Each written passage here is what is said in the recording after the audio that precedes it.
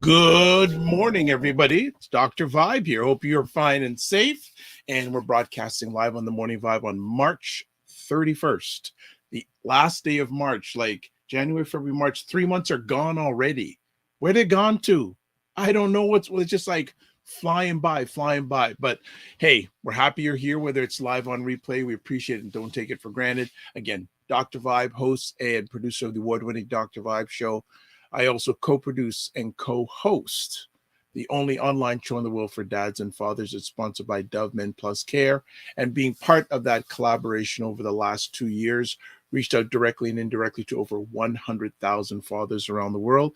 And can't forget, two-time Canadian Ethnic Media Association Award winner 2020, Best Podcast News Award winner 2018, Innovation Award winner. And as always, I like to say you're blessed, highly favored, a magnet for miracles, and a solution for someone's problem. As I said, you're watching the Morning Vibe, and let's do a little bit of housekeeping. I like someone's favorite, like put a thumbs up already.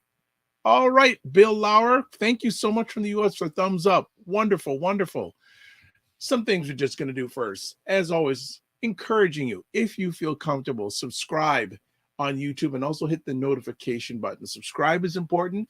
Notification is also important, so you get notified when we do epic conversations like the one we're going to be doing in just a moment.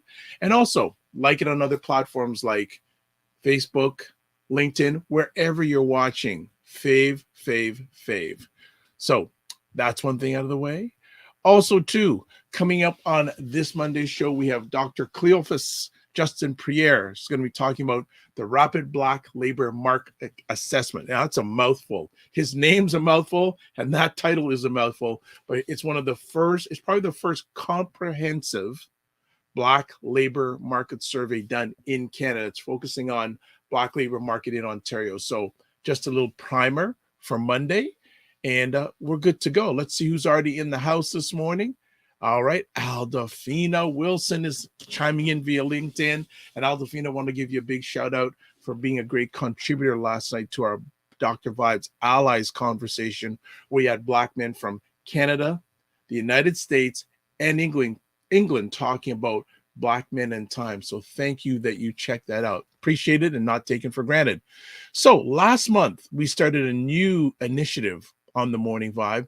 We were starting to feature a writer, a contributor to BuyBlacks.com. If you don't know what BuyBlacks.com is, you need to know.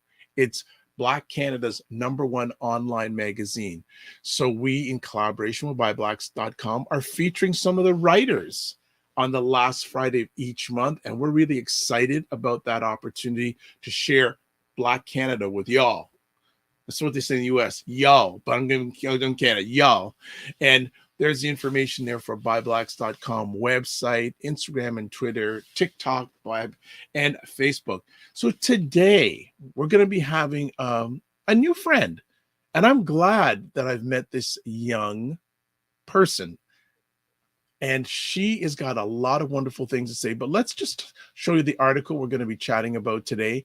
And I got a whole heap of questions to ask her about this wonderful article, but let's take a look at the article first. The title of the article is Adultification Bias is Forcing Black Girls to Grow Up Before Their Time. And we are very happy. We're very blessed and highly favored to have the contributor to that wonderful article with us. I see her getting ready now. She's got her pose ready to make things happen. Oh my goodness. Thank you. Good morning, Hillary LeBlanc. How you doing? I'm wonderful. How are you today? Outstanding. Good. Outstanding. Really excited to have you here. I know before we went live, you had a little bit of a later evening than Yes. you expected to have last night, but you're looking stunning. You look Thank like you. Fantastic, and Thank you. great to have you here. Thanks so much. Good, good, good. So before we get, oh well, lots of people are giving the hello. So Damien, good morning. A gentleman named Roger Dundas. Never heard of Roger Dundas I don't know before. who he is at all. I don't know. No, well, a No. publisher and founder of BuyBlacks.com is with us. We've got Wassell in the house, and we've got Fitness IQ Cam in the house. Morning family. Thank you so much for taking the time. What we like to do, or what do we do with all our new friends on the Morning Vibe or any platform that I host? Love to get a little background about yourself. So what would you like to share about yourself with us this morning before we get into the article? Sure. So I believe it is in the article, but I actually grew up in Moncton, New Brunswick. I've only been in Ontario for 5 years. My mother is a white Canadian. My dad is Senegalese.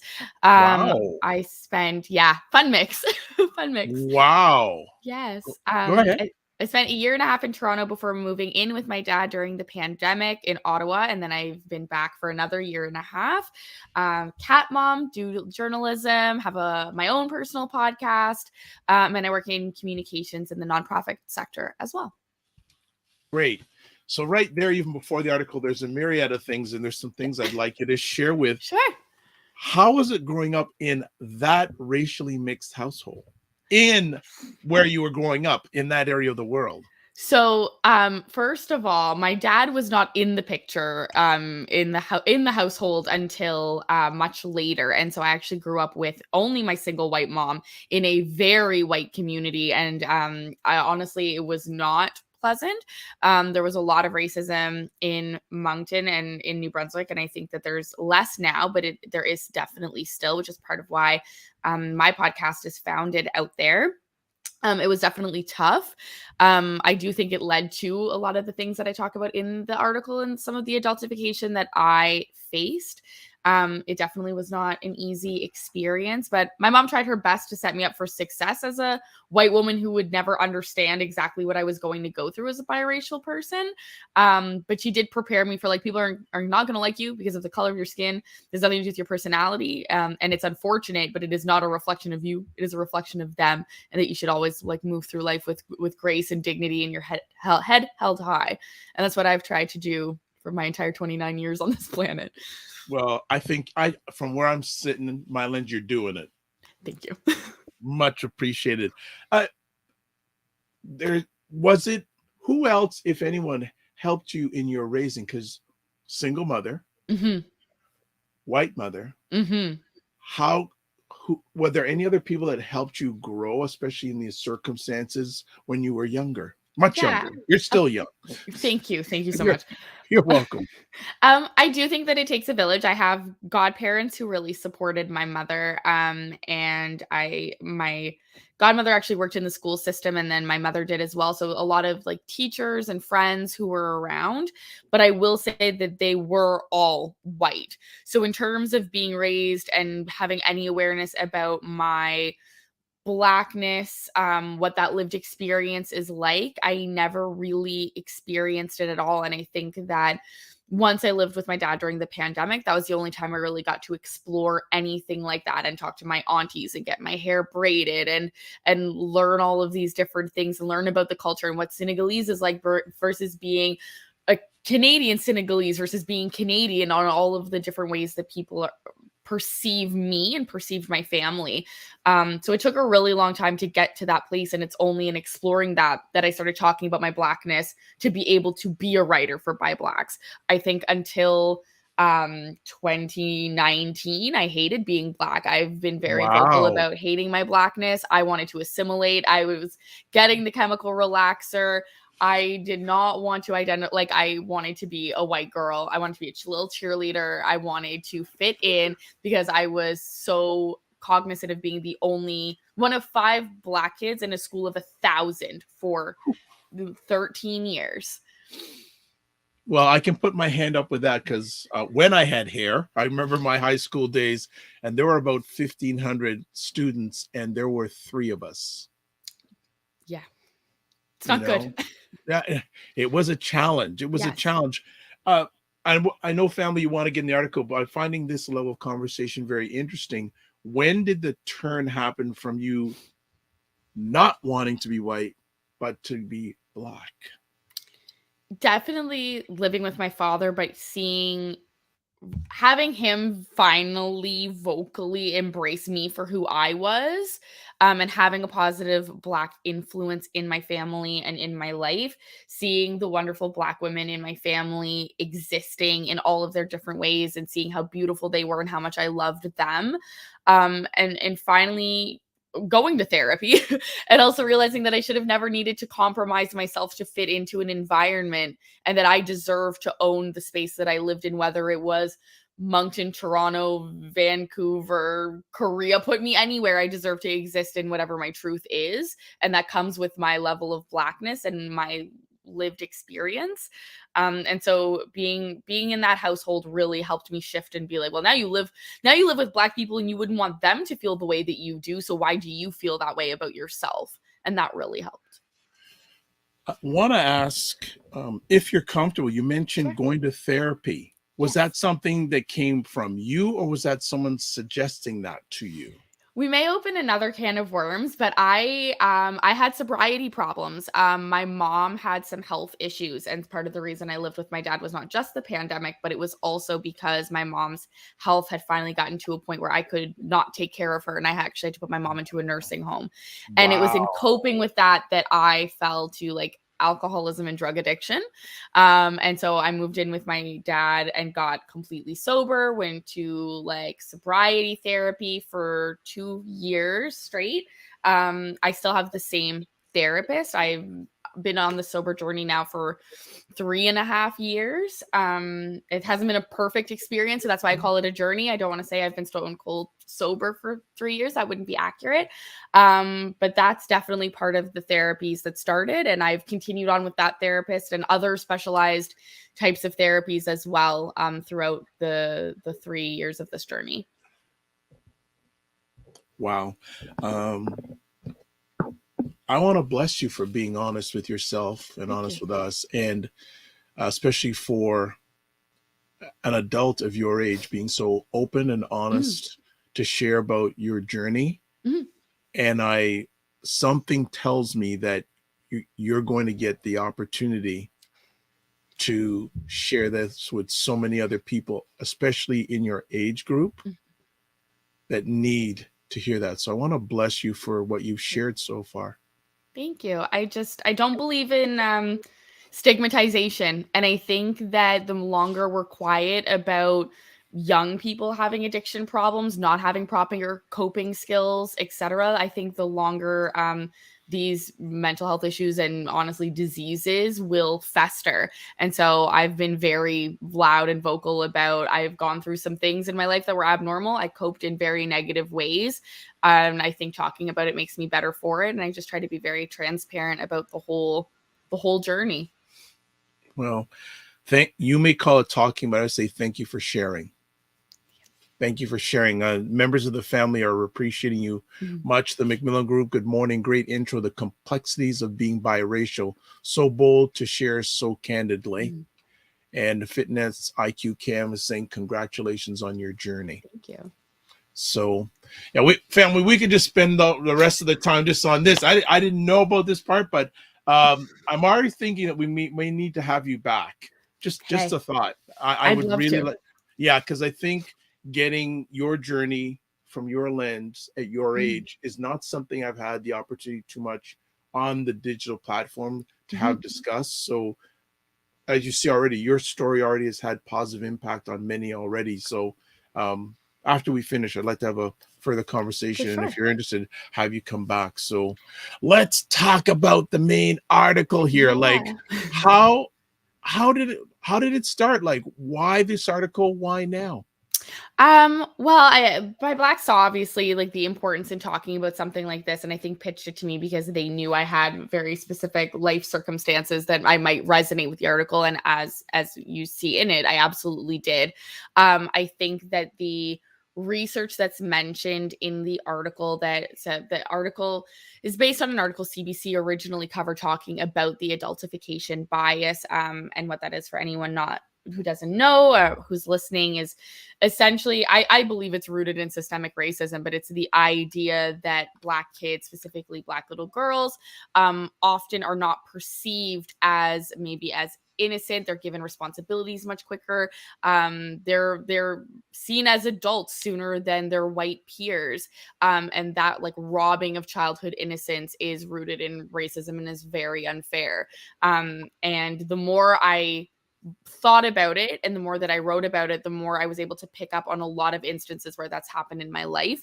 And I really just wanted it to tie into, well, what's the effect at the end of all of this, because there's no way we get adultified and then just go on not being traumatized by that or not having had a negative consequence. And I really saw a link into the workforce and how Black workers are treated by their bosses and encouraged to take on more labor, often for not extra compensation, while sometimes their white colleagues get away with doing very minimal, and that the unfairness around all of that. And so I think one is a conditioning to get to the other. Wow.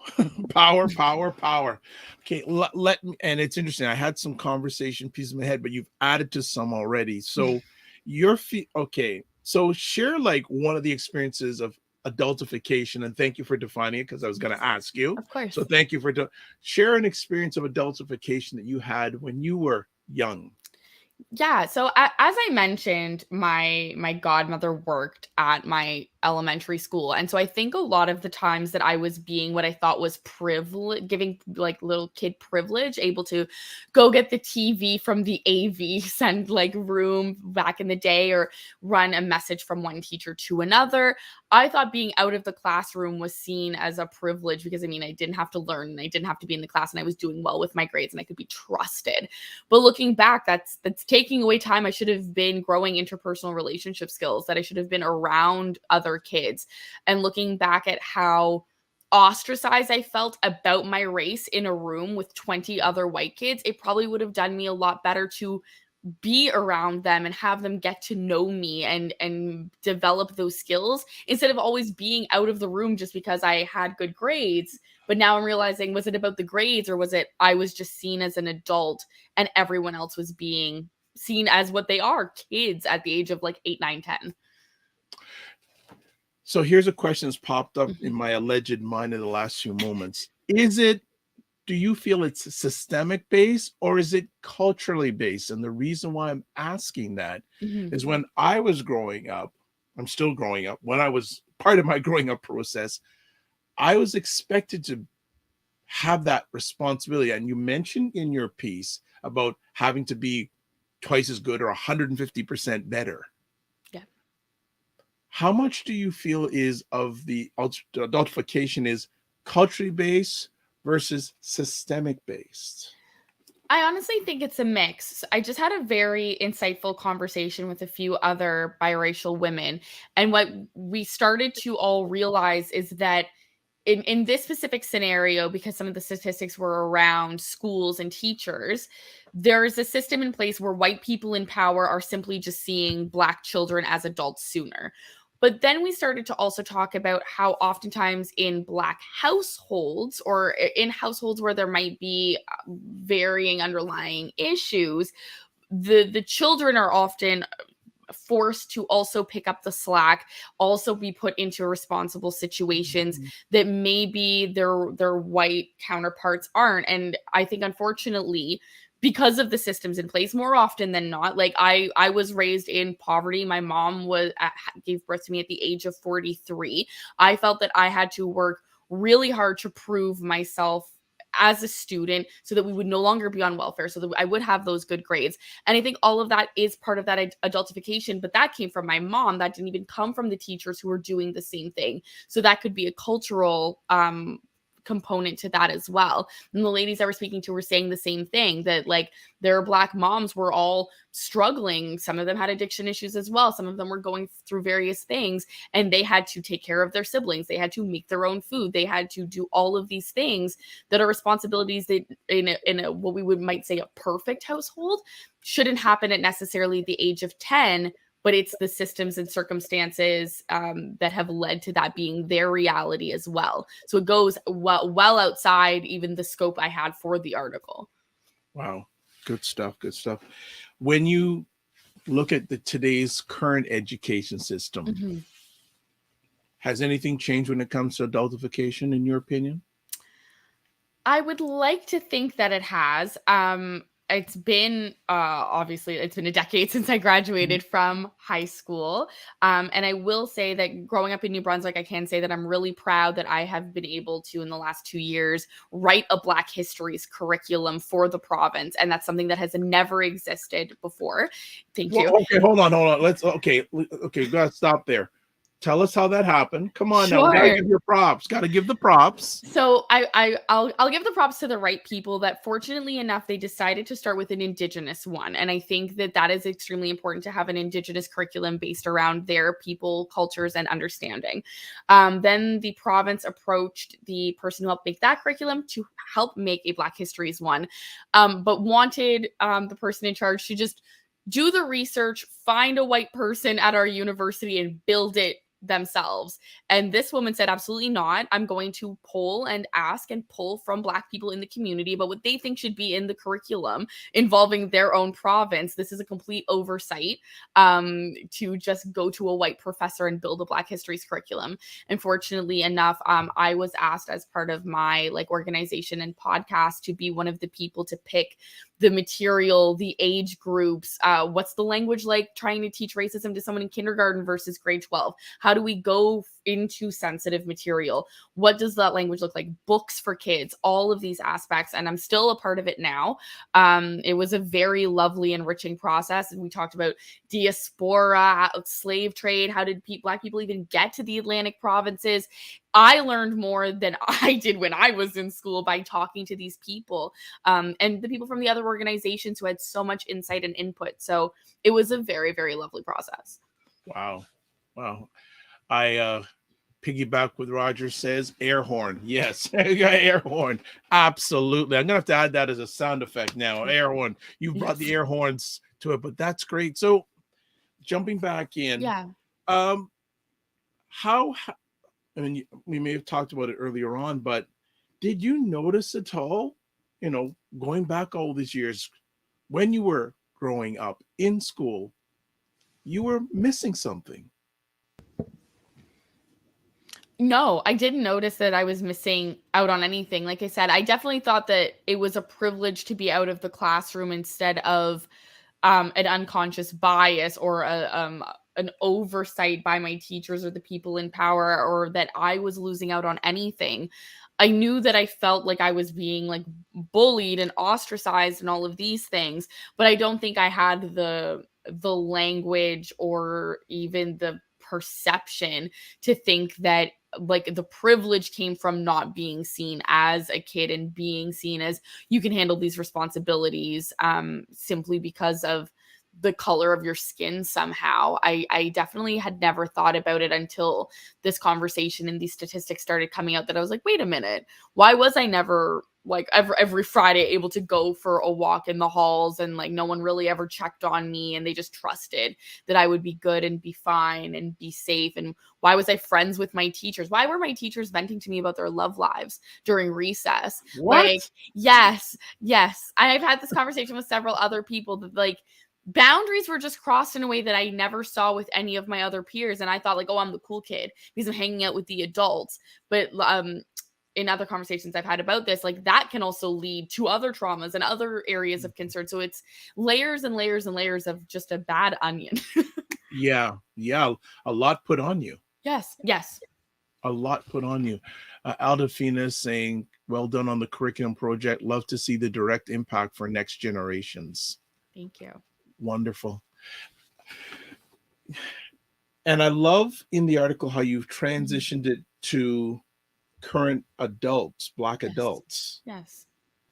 So you've really give us a good systemic runway of this situation existing while Blacks in school is still carried on into the workplace today. Yeah, absolutely. Was it the survey that brought that to your eyes, or was it just lived experience?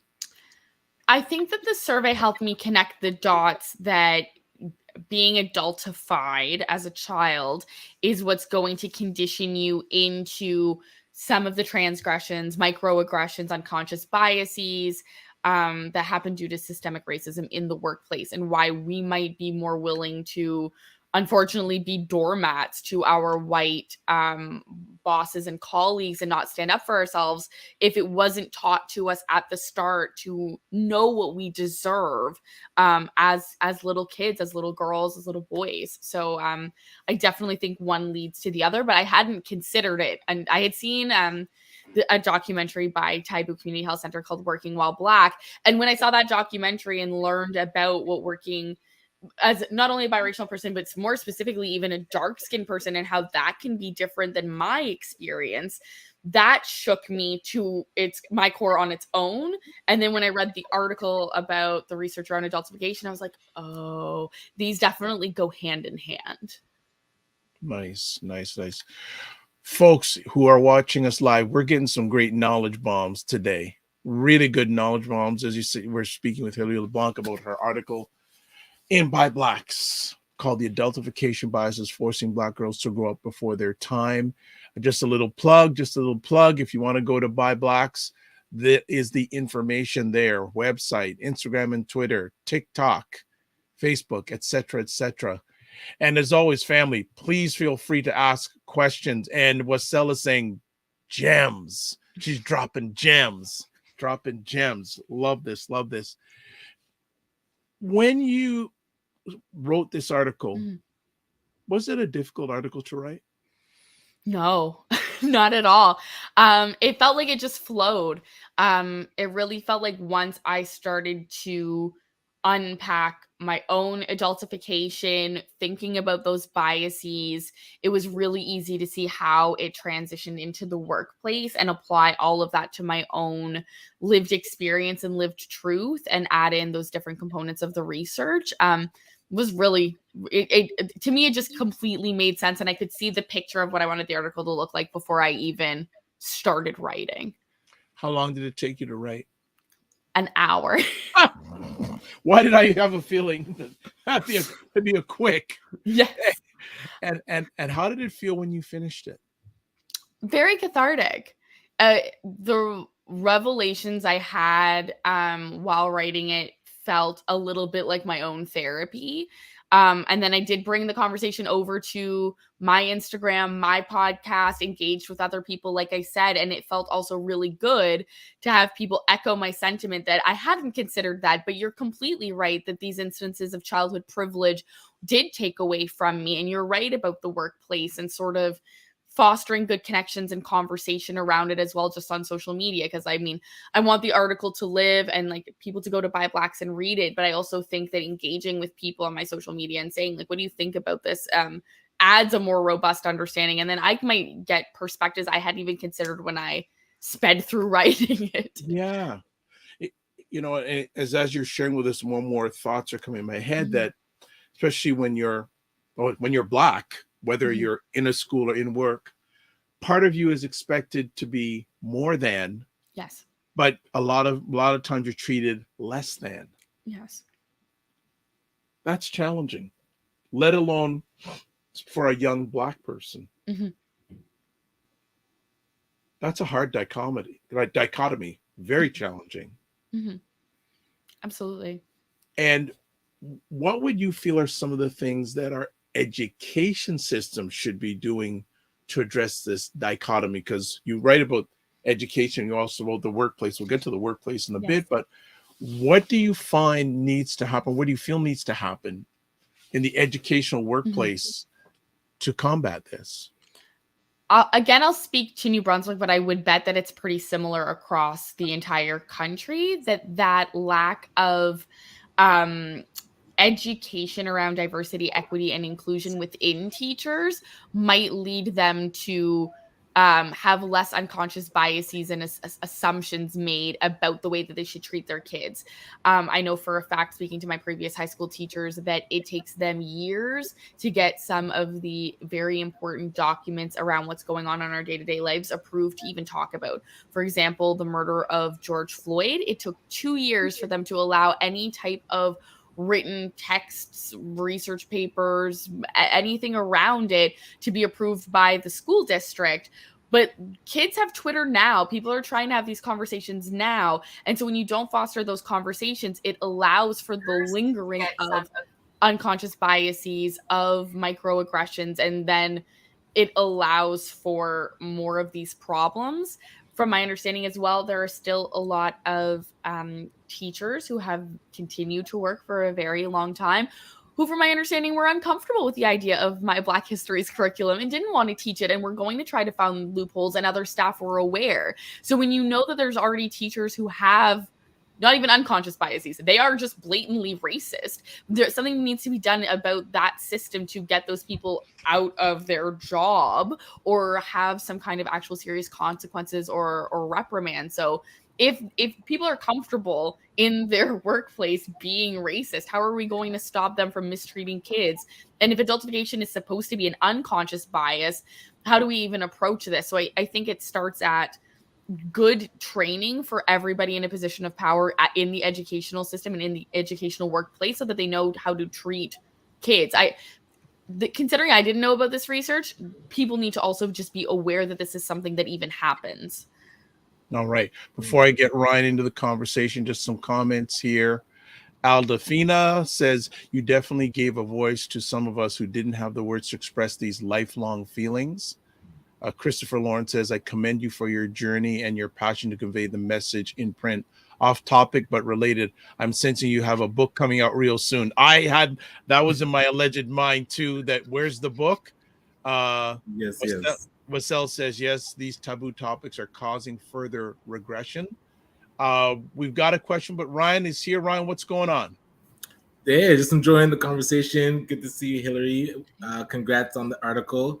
One quick thing, as I was reading through it, I noticed it showed like 0 to 4 aged children, and I think it was 4 to 8 being seen as more adult, I guess, than their white counterparts. Yes. I was curious if you could touch on that, like what that study was trying to explain.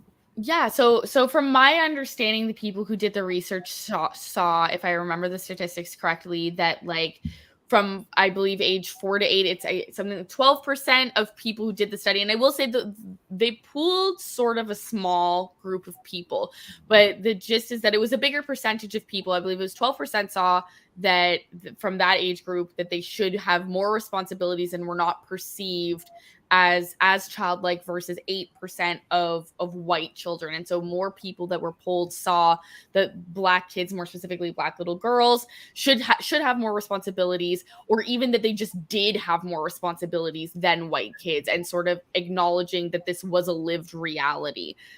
So I might be having the exact percentiles wrong, but I know it was a higher percent for the Black kids that were just given more responsibility. Interesting. Okay, got a question here from Ray from the Macmillan Group. Do you think the adultification is more tied to poverty, usually single mother household, than systemic racism? What are the stats on girls raised in 2-parent/active father middle income households? I would be very interested to see those statistics. And obviously, like, I didn't do the research, was out of, I believe, Edmonton, and two students who went to a university, and they won a contest. I would be very interested to know that. I think from the conversations that I had, I see it as sort of two camps, that like there's adultification that happens in the house when there are things that are lacking. In my personal experience, being in that single mother household, I had to help build the furniture at the age of 9. I had to pick up the slack. There was taking care of myself. And because there was trauma in the household, I was the one taking care of my mom. And that persisted until I was 22. And that is a form of adultification. And in the conversations I've had, like I said before, with other women who were also single mother households, and oftentimes with multiple siblings, they were raising their siblings. They were taking care of themselves. They were making their own suppers, and just couldn't they didn't have that like alleviation of stress. I think in the systemic part would be where we're seeing these positions of power, the adultification that happens in schools, in daycares, where kids are just supposed to be able to be kids. And like I said, and we're going to get to, I just think that that translates into the workplace where that scene is usually taking on more in as a system continues as long as white people are in power. Good stuff, Ryan. Well, I was curious, do you find that because of our history, that short blip of slavery where we were more servants, now those tasks where it's like, oh, if something needs to get done, they would look at the Black kids first rather than spread out the work? You mentioned in the article, like you would be the person taking the TV back and sending messages to the office. So do you feel the teachers unconsciously are now putting more tasks on Black students rather than just, if a task needs to be done, okay, who in the class can do it? But the Black kid is like usually the one being picked. And one other thing is to keep Black kids busy. So there's like the negative side of it, or there's the positive side where, like for my son, he'll finish his work and then he gets busy. So they'll give him tasks to do so that he's not disrupting. Where would you land on if it's more the negative side or the positive side? Well, there's a difference between being given extra tasks and then being like, in my experience, actually taken out of the classroom. And the task has nothing to do with continuing to foster education. It's not learning a skill set. It's literally running an errand for a grown-up 30-year-old teacher. That's not going to help me later in life. That's not part of the curriculum. Like running your message to another teacher and going to get the TV or carrying all the textbooks on the trolley cart. That's not in my curriculum. That's not going to help me. That is sort of leaning towards that like slave mentality. I wouldn't want to say that I think teachers are sitting there and they're thinking about that history and then putting that on kids, but that unconscious bias has to be coming from somewhere that like, oh, that kid can do it. And why is that kid always the Black kid? I don't know if it's a fact that like, because we're picking up this extra slack, we are more eager to help and please because we know we have to do 150% to fit into these classrooms. I am sure that I overcompensated for my bullying, for the negative impact that was around me, and just wanted to be number one at everything so people would like me. But maybe then there needs to be conversations amongst teachers of like, is this kid just trying to be helpful because that's who they are, or is that actually coming from a negative self point of view? Because for me, it was coming from a negative self point of view. I wasn't just trying to help because I wanted to help. I wanted the teachers to like me. I wanted the students to like me because I didn't like myself. And that's where you need to also be checking why even the kid is maybe overly eager if it isn't the teacher's own unconscious bias. Right. Fire, dropping gems. Good stuff. Let's get to some more comments. Fitnance IQ Cam says, I think that happens in two-parent households as well. It's from a comment a few months ago. Aldefina goes, this helper programming is still around. It even reflects in human trafficking statistics. Black girls are seen as, quote, working girls, unquote, which increases the risks of others. Roger says, if the responsibilities were evenly distributed amongst all the students, then it would be okay. As if it's not okay. Mm-hmm. Comments are flying in. You're dropping knowledge. You're causing the bombs here.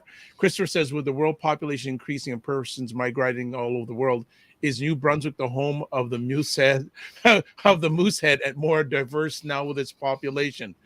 Yes, it is. It is. I believe now there's tens of thousands of immigrants that make up the population. I know specifically for my city, Moncton, they've at the highest population right now they've ever had of like 79,000 people. There is a big influx of immigrants and newcomers. When I walk in the streets, it does not look the same at all. That being said, there has been an influx of racism because of the newcomers. Part of the work that I've done, and some of where I get more critical, is there was, for the first first time ever in the country, was appointed a commissioner for systemic racism in New Brunswick as part of the conservatives angle, I think, to get votes, because the premier had his hand in the reporting and the knowledge. But the reporting shows that, after the murder of George Floyd, police officers saying that they felt that Black people specifically hated them, a lot of disruption in the community, and it does not sound like any of the 86 recommendations made by Manju Varma will ever be put into effect. And so it was sort of all for naught, but a lot of it talks about the newcomers community feeling unwelcomed, despite the fact that the Maritimes are supposed to be so nice, so friendly, so welcoming, not understanding the rules around being immigrant students, because they're not allowed to have the same jobs. There's a lot of restrictions around the money that they're allowed to make. And so that being completely unfair in terms of limiting the amount of like co-op hours, stage that they can do. So there's still a lot of problems specifically in New Brunswick to mitigate the fact that now the influx of newcomer population is really booming, and they're benefiting from the culture and the community and the numbers and the economy, but they're not letting these people flourish. And so, as you can tell by how heated I am right now, it's a problem I feel very passionately about. Well, you know what? But it seems that continuation of what you mentioned in the article. Yeah. Yes. Right? More than, less than. More than, less than. We'll take what we want, but the other stuff, we just leave it there. Absolutely. I mean, our whole immigration system is based on a 10-point system where we pick the best of the best, and then we do not validate their jobs or let them be accredited because we apparently do not have the time and the resources to look into how to let them be nurses until there's a pandemic. So I find it really interesting at what points we choose to allow people of color to benefit a society built on white systems. And so that's all rooted in more than and less than, because we want the people, but only for how they're going to value the white systems, not how they can grow and flourish. But it's funny because if we all flourish together in a good ecosystem, we could get to that utopia. But apparently not yet. But I'm working towards it every day. Absolutely. Christopher Lawrence says, where in New Brunswick, the real estate there is booming. And Aldafina says, Ryan, that busy work life for kids is all lies. When I went to school in Ghana, efficiency in school was rewarded with time out in the sun. Okay. Why are Black kids being taught support work or assisting? There you go. And that actually sparks my next question, where I was curious, Hillary, your thoughts on, so as a parent myself, I have a daughter and a son. My daughter's 10. She's the tallest in her class, looks like she's 13. So now what can parents do to not adultify their children? Because you would think, hey, they're bright, they're definitely progressing faster than most, so we would start treating them older than they actually are. Like, what can we do to make sure and keep the child experience, or you mentioned about just the play, and keep that top of mind? Like, how can parents do that? Now, I am not a parent, so I'm not giving like parental advice, but I think it's about sort of what I said about the teachers as well. You want to foster skills so that, kids are able to be highly functioning, take care of themselves, grow up and blossom into wonderful people. But I think that play and staying youthful very important.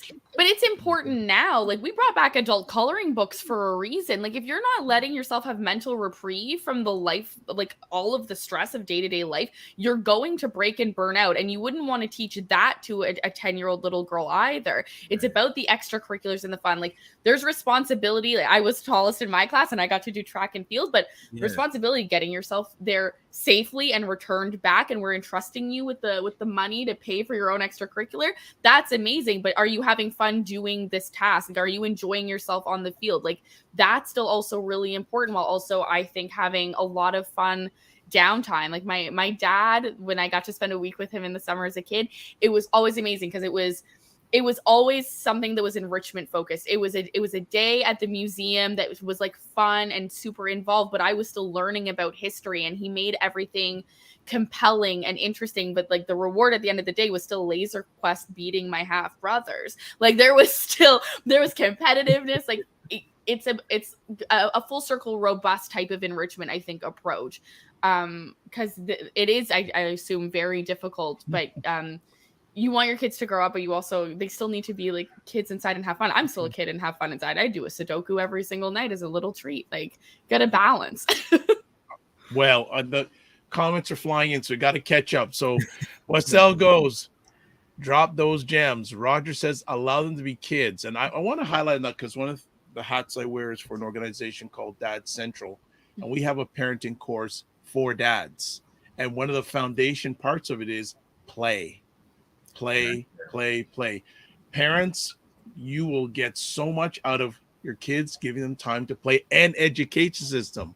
Allow kids to play. It's great for development, personal development. Ray says, you are a gifted student. Did more, quote, unmature responsibilities have to do with that than from teachers? Gifted students are most times treated differently and given responsibility. I think that they sort of go hand in hand. Again, it's like oftentimes I think that Black students are gifted, and are they gifted because they're working again so hard to compensate? I do think that, yes, I had the great grades and I had all of those things, but it would be what I think would need to change is looking at how are we rewarding gifted kids then? If they are of any color, any race, we don't see what they look like. Again, giving a gifted kid a privilege shouldn't be time out of the classroom unless it is to go play in the sun with the other kids. Why is it a task or responsibility that's helping the person in charge? If the person in charge needs help, maybe we need to be changing their workflow and the system for teachers so that they don't feel they need students to be their assistants. I should not be a teacher's assistant because I'm gifted and I have an A+. I should get more time outside, fostering other skills, that type of reward system. I think that's what needs to be questioned, no matter what color the kid is. But there is clearly something in the statistics that's saying, gifted or not, it is Black kids, primarily girls, that are being given these extra tasks that aren't necessarily anything except being a teacher's assistant or helping out in that way. And that's where the problem lies. I'm going to have to reach out to the writers of this report because I'd want to know if any work has been done in regards to Black young boys in this issue. Yeah. I know the statistics highlighted that it tended to be more Black little girls, but that it was happening to boys as well. That it was definitely Black students over white as a whole, but typically little girls. And I think that might come from a maternal thing. We see women as life givers. They should be able to carry all of these burdens, XYZ, through, sort of patriarchy and feminism. And I wonder if it has something to do with that, but I'm not a researcher. Well, this is true. And I think another factor in this that we won't get into today, but probably 75% of elementary school teachers are non-melanated women. Yes. So I think there's an interesting fact there. Let me catch up on more comments because Hillary, you're bringing the fire this morning. Share goes, I totally agree with you that there are so many, quote, gatekeepers, unquote, across the education system. I witnessed it firsthand while in university for nursing. Kudos to you for all your hard work and advocacy. Roger says, I was happy that my parents provided us with the opportunity just to play.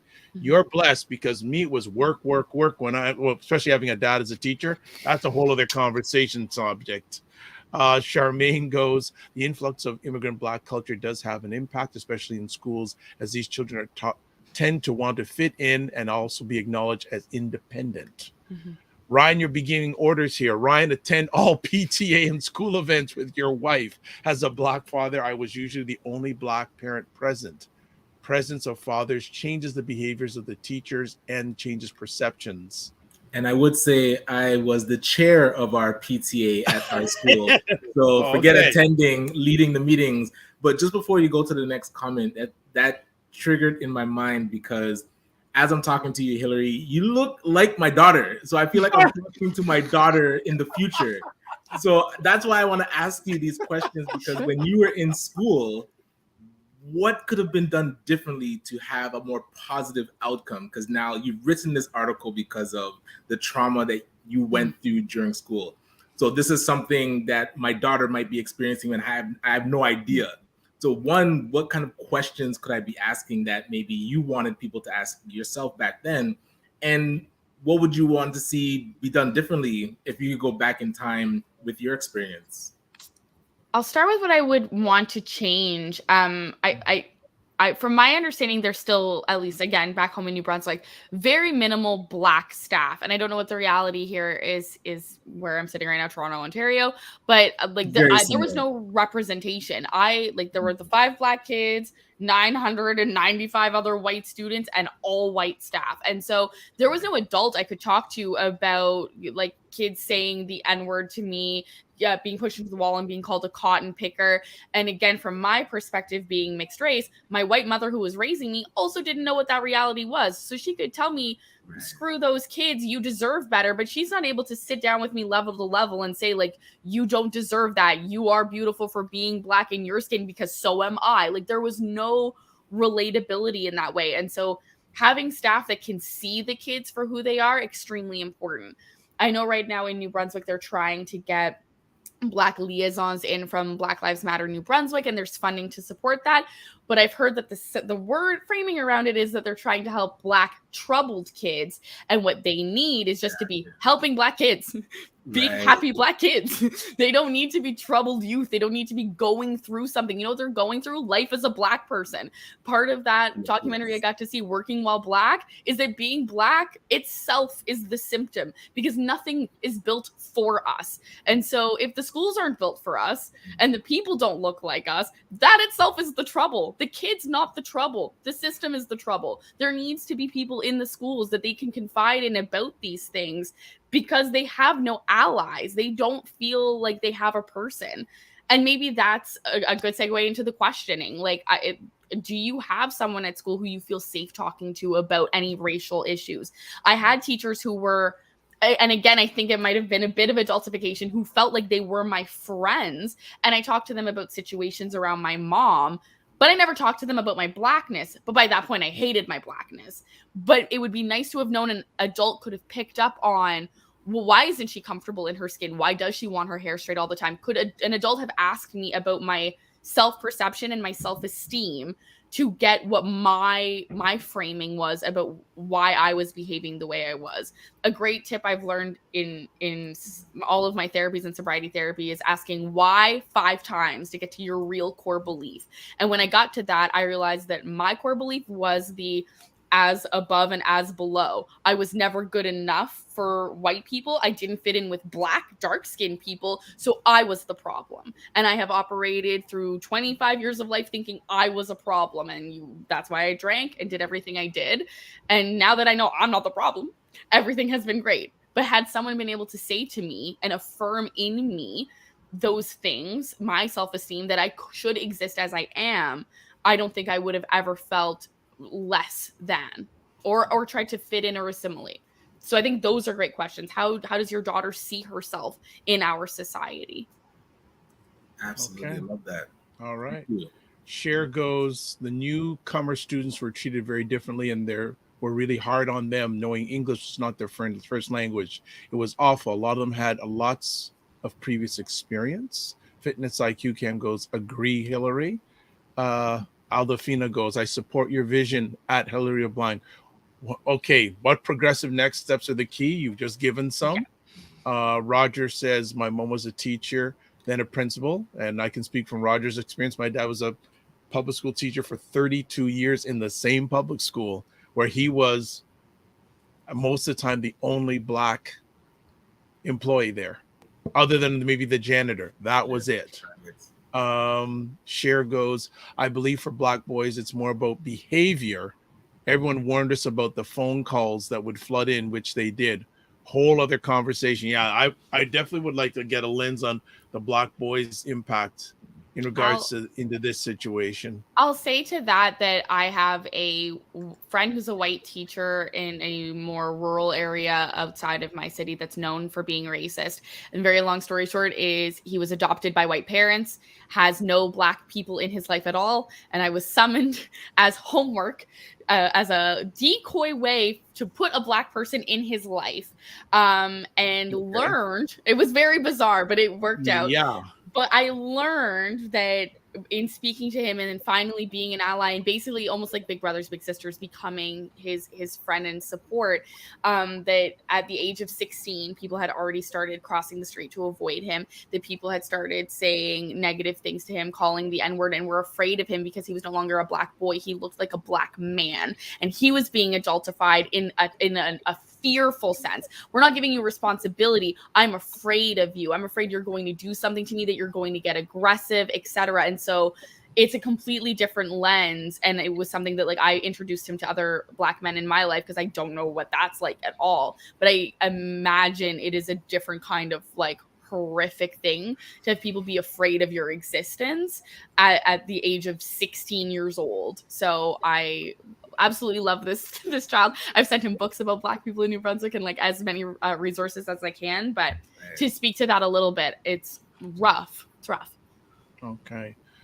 Kubaan says, growing up in a school with a large black population, what is sad is you often see this dynamic scaled. Understood.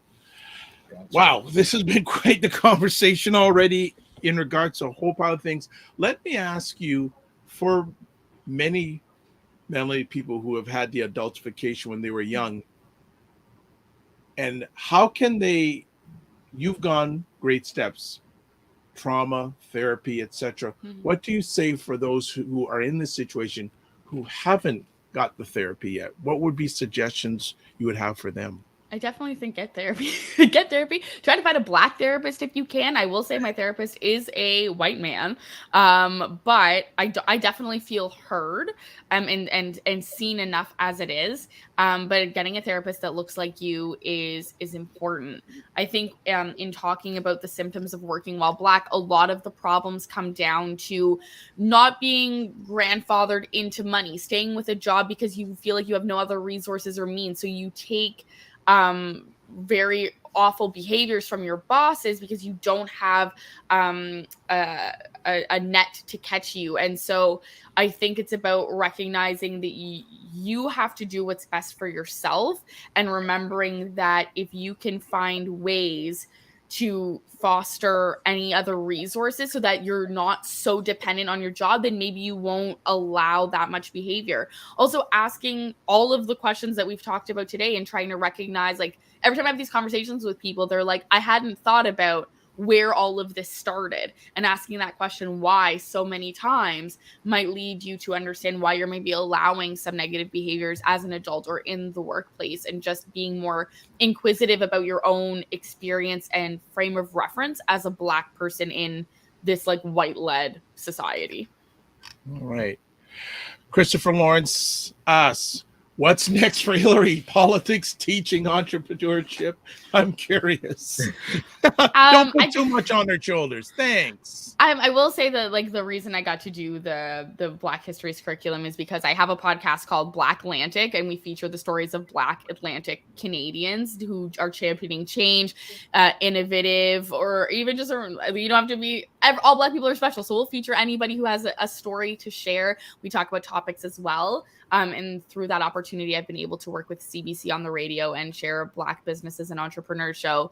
What's next for me is just continuing Black activism and sharing the realities of being Black, because I think knowledge is power.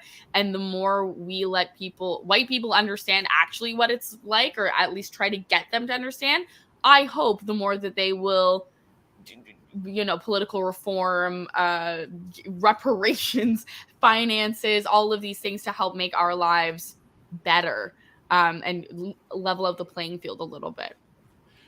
You mentioned in your just comments a few seconds ago about what white people getting them to recognize. On top of what you've already shared, though, what do we need to do?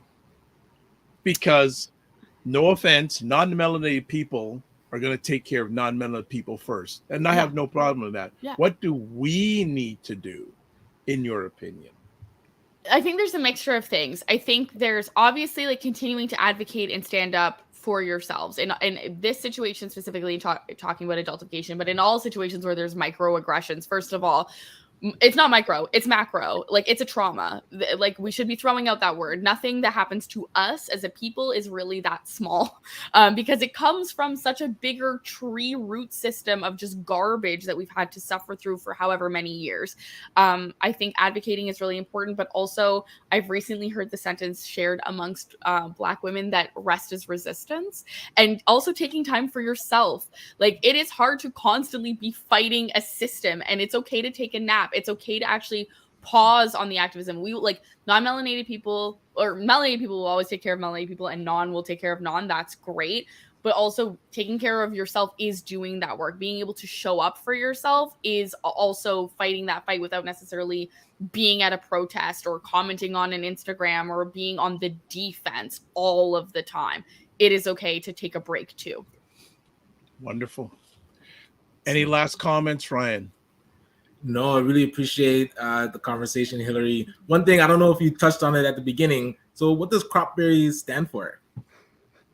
I'm not proud of this. When I was 14 years old, I had a blog, and I wanted to try to mix the idea of like classy, but recognizing my more down home roots, if you will. So it was supposed to be a mixture of like crop tops and then the designer brand Burberry. But then no one ever made anything like that. There is no other acronym like that exists. So now it's like registered. It's mine. No one else can have it. So I'm glad I got to be unique. But every time I'm like, oh, my Tumblr from being a child. Yes. That's it. Okay. Good. Well, ending in shame. Thanks, guys. I didn't bring it out. I wasn't going to go there. But that's the way you can get a hold of her at Cropberry on Instagram. Solid. Thanks for taking the time today. Here again, here's the link to the article on buyblacks.com. I'll even put it up there again for y'all so you can see what it looks like. So when you go, what does it look like? What does it look like? What are you talking about? So we're going to put it up again just to have you, when you go to Buy Blacks, it's on the main page. So let me just do a little scroll, and this is what it looks like. By the way, who's in this picture? So I'm on the left. I'm the shorter one. Okay. With the first time I ever had little box braids in my hair.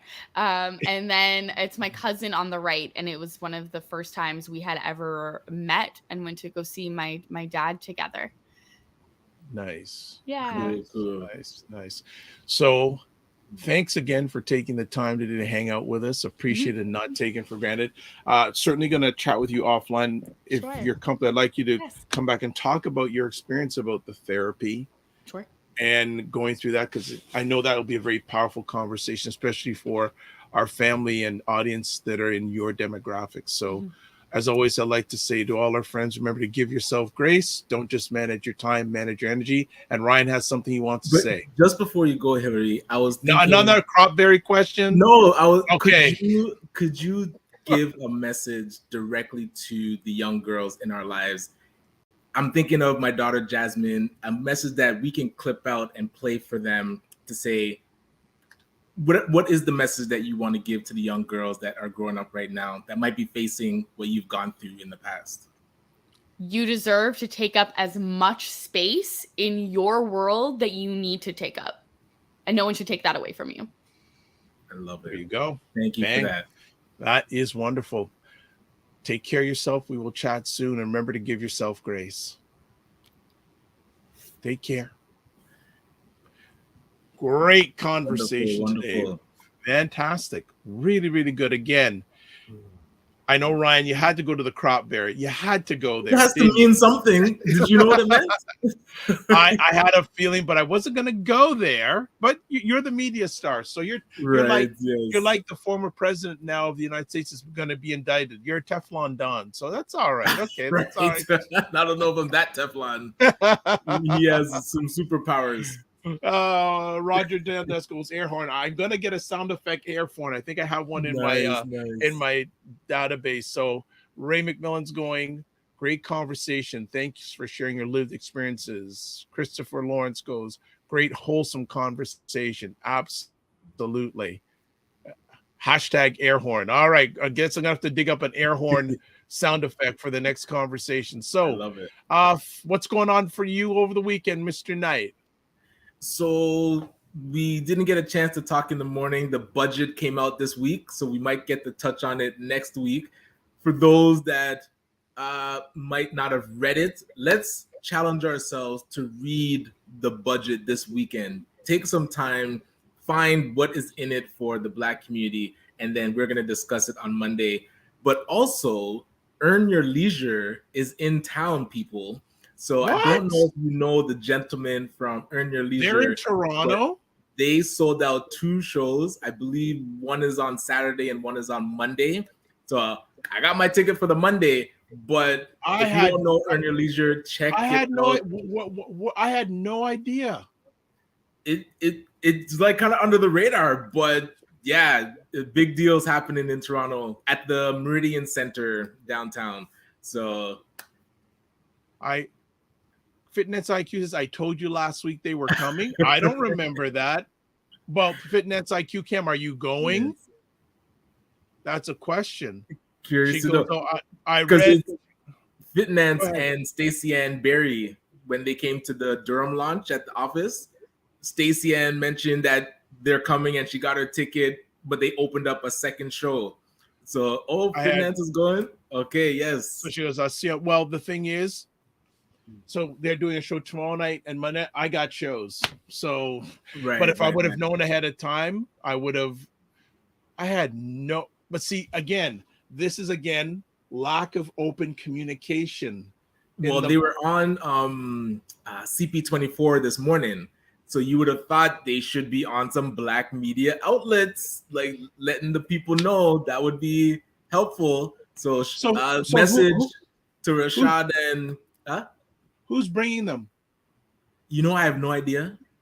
I actually don't know.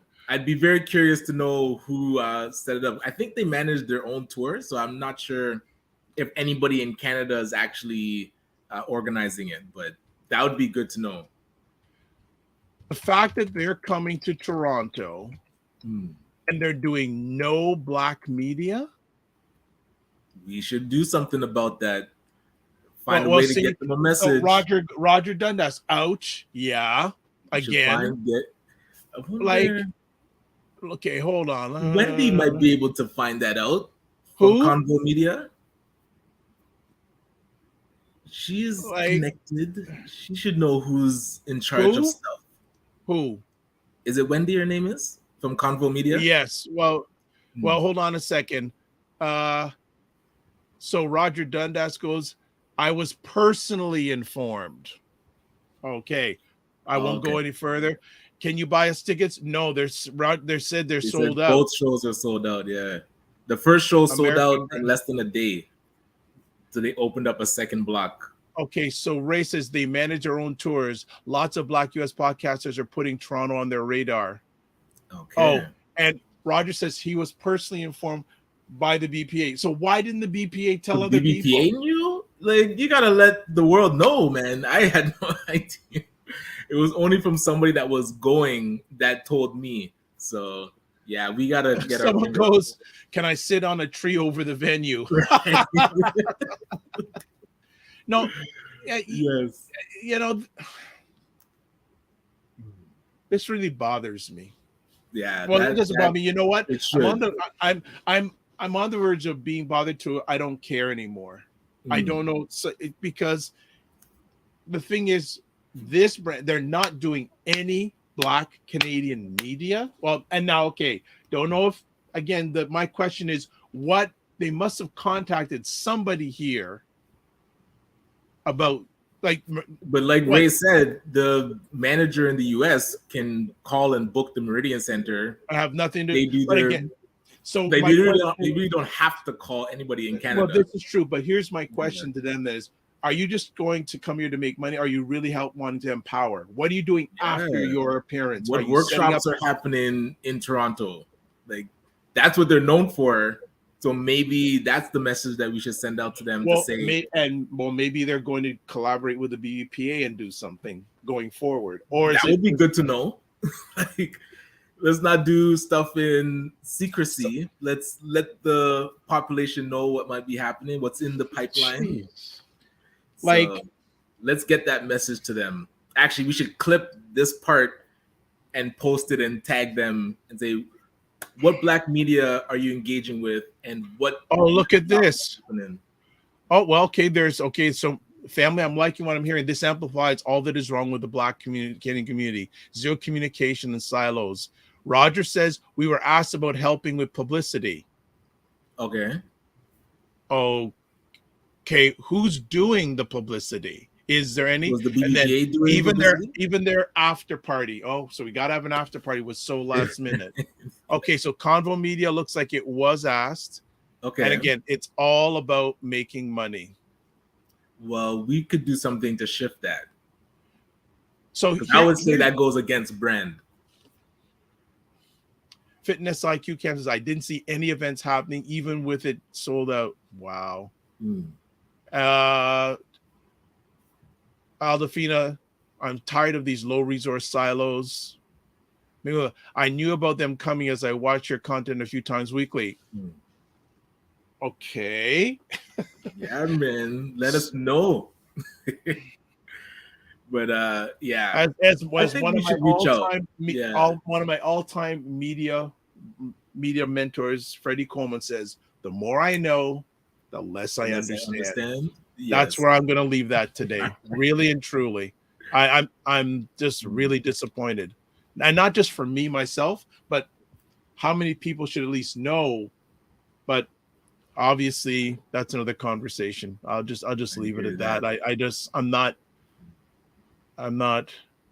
Look at this. Okay. We were connected. Have to follow up with Wendy and see if anything transpired. Thank you, Roger, for at least being honest about the publicity effect.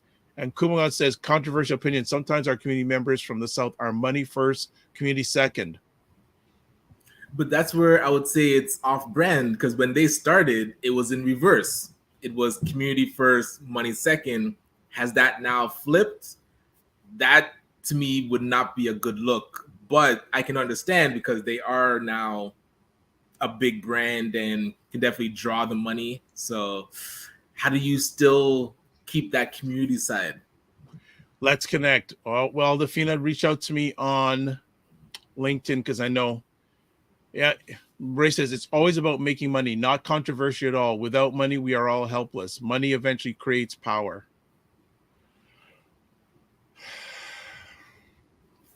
This is where money at all costs does not have good effects for the community.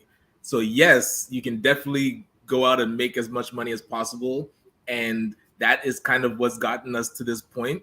And now we have to look back and say, is it worth it? Is making money at all costs actually creating the community that we want to see? Otherwise, we have to adjust some stuff. And Roger says, well, instead, go support Obsidian Theater's production of The Sea. Wonderful. There you go. Yes. All right. Trauma, repetition, symbolism again. So let's finish it off. You've been seeing at the bottom here all the different places you can catch replays of the epic conversations we do here. Also on Monday, we're going to be talking about the Rapid Black Labor Market Assessment Survey.